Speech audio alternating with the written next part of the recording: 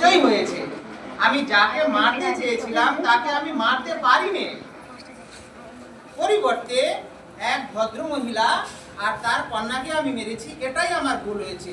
আমি আমার কাজে লক্ষ্যভেদ করতে পারিনি, এটাই আমার ভুল হয়েছে।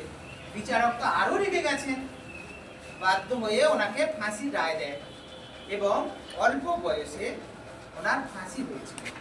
ফাঁসির মঞ্চে উনি মানে অনেকে তো মুচড়ে দুমড়ে পড়ে না, ভেঙে পড়ে না, কিন্তু উনি তা ভেঙে পড়েননি।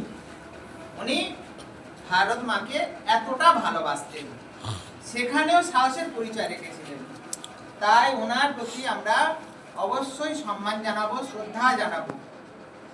ওনার আগে আরো বড় বড় বিপ্লবী আছেন। আমাদের জয়নগরে একটা স্ট্যাচু আছে, কানাইলাল ভট্টাচার্য, আমাদের এখানকার মানুষ, কিন্তু মেদিনীপুরের মানুষ, আমাদের এখানকার মানুষ কানাইলাল ভট্টাচার্য, ওনারা সব এক একজন বড় যোদ্ধা, বিপ্লবী।